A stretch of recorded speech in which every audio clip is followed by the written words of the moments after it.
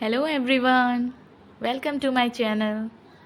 Exam NCERT में आप सब लोगों का बहुत बहुत स्वागत है।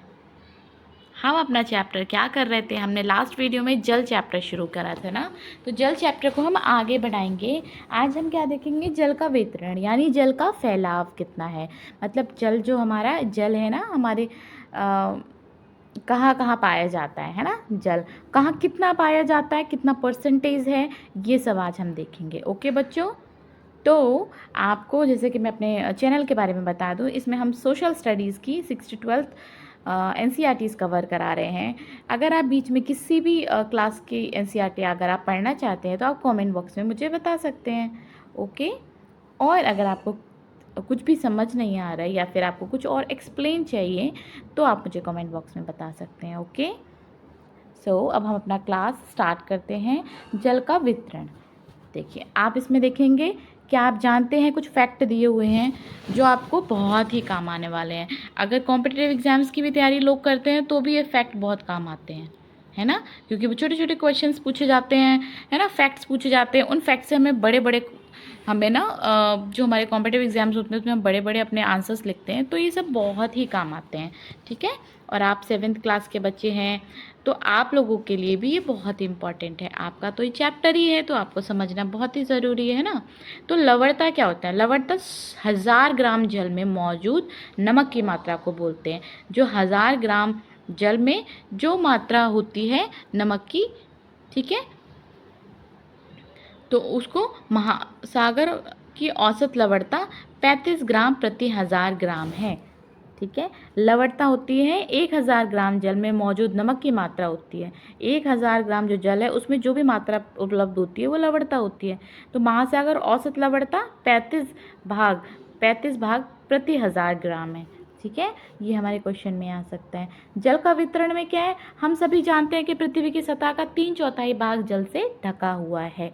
हम लोग तो सब जानते हैं, कॉमन सी बात है ना, बेसिक सी बात है। यदि भारत पर थल की अपेक्षा जल अधिक है तो अनेक देशों में जल की कमी का सामना क्यों करना पड़ता है ना। हम भी जानते हैं कि जल अधिक है हमारी पृथ्वी पर, तो फिर भी बहुत सारी उनका हमें सामना करना पड़ता है ना। जल की कितनी ही दिक्कतें होती हैं ना। तो क्या पृथ्वी पर मौजूद संपूर्ण जल हमारे लिए उपलब्ध है? जो हमारी पृथ्वी पर जितना भी संपूर्ण जल है, क्या वो हमारे लिए उपलब्ध है? निम्नलिखित तालिकाओं में जल वितरण का प्रतिशत दिया हुआ है। अब आप इसमें देखिए जल प्रतिशत का देख सकते हैं। देखिए महासागरों में कितना जल पाया जाता है, आप देख रहे हैं 97.3। ये देखिए 97.3। अब आप देख रहे हो ये बर्फ छत्रक हैं ना, जो बर्फ़ वगैरह जमे होते हैं, वो इतना है आपके बर्फ छत्रकों में। भूमिगत जल में 00.68 है, ये भूमिगत जल है हमारा। झीलों का लवण, झीलों का अलवण जल, झीलों में हमारा अलवण जल पाया जाता है, उसमें नमक नहीं पाया जाता है झीलों के जल में। उन पानियों को हम पी सकते हैं, है ना। तो उसमें कितना है, 0.009। स्थलीय समुद्र एवं नमकीन झीलें, अब ये नमकीन झीलें हैं। ठीक है, वायुमंडल ये दिया हुआ है, वायुमंडल में इतना है और नदियों में इतना है। तो हमने अपने ऊपर देखा था, क्या देखा था, तो हमें पीने का जल हमें किस किस में प्राप्त होता है, नदियों में मिलता है ना, इन झीलों में मिलता है। जो अलवड़ झीलें होती हैं, जो झीलें होती हैं ना, नमकीन झीलें भी होती हैं और जो कुछ अलवड़ झीलें भी होती हैं। तो आप देखोगे ये बर्फ छत्रक में भी अच्छा जल मिलता है हमें।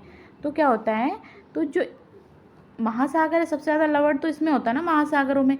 तो इतना हमारा तो महासागर में इतना महासागर का जो पानी है वो इतना लवणीय है। तो आप देख रहे हो ना उसमें कितना ज़्यादा नमक होता है, तो वो तो हम पी नहीं सकते। तो जिसमें नमक कम है उनका प्रतिशत बहुत कम है, जिनमें हम जो कि हम देख रहे हैं, नदियाँ हैं, झीलें, अलवड़ जल हैं, भूमिगत जल है, बर्फ छत्रक है, इनमें हम देख रहे हैं ना ये काफ़ी कम परसेंटेज है।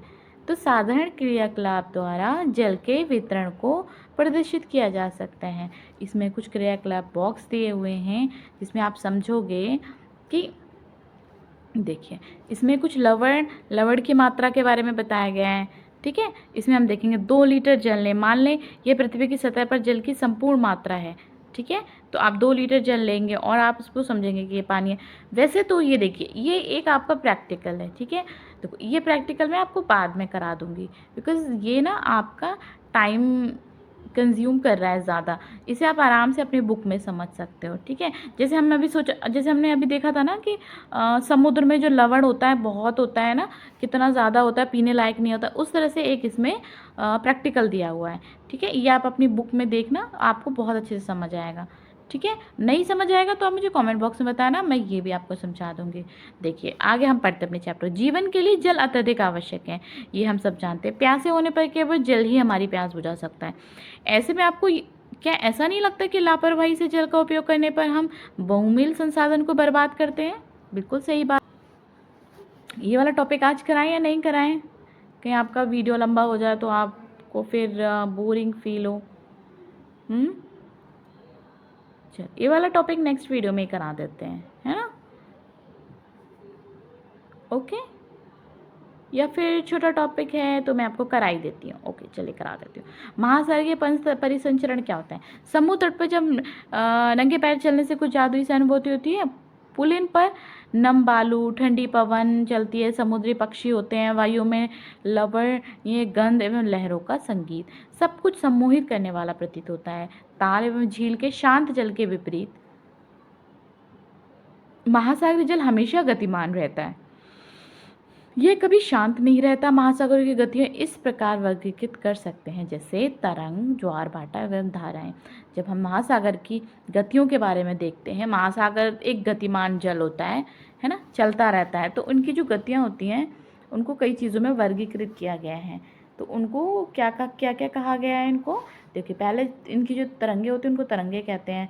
दूसरे जो उनके जो गतिमान स्थिति होती है उसको ज्वार भाटा कहते हैं, और तीसरी को धाराएं कहते हैं।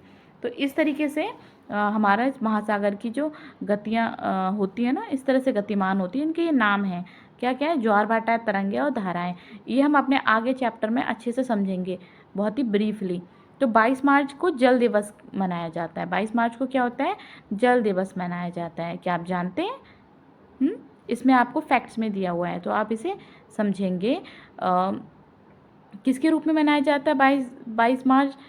विश्व जल दिवस के रूप में मनाया जाता है, जब जल संरक्षण की विभिन्न विधियों को प्रबलित किया जाता है, ठीक है। जब हम जल संरक्षण की बहुत सारी विधियों को प्रबलित करते हैं, ठीक है, जब हम जानते हैं तो हम जल संरक्षण दिवस मनाते हैं, विश्व जल दिवस। ओके, सो अब हम नेक्स्ट में अपनी तरंगे देखेंगे। जो हमने देखा था ना, हमारी जो महासागर की गतियाँ थी ना, उसमें क्या था? तरंगे था, है ना। ये देखिए तरंगे, और हमने क्या देखा था? तरंगे देखी थी, ज्वार भाटा और धाराएं देखी थी। ये 3-4 चीज़ें देखी थी ना। तो हम इससे अपने आगे की क्लास में एक एक करके ब्रीफली समझेंगे। तरंगे क्या होता है सॉरी, ओके। सो नेक्स्ट क्या, और ज्वार भाटा क्या होता है, कहाँ क्या आता है, इस टाइप से हम अपने टॉपिक्स कवर करेंगे छोटी छोटी वीडियोज़ में, ठीक है।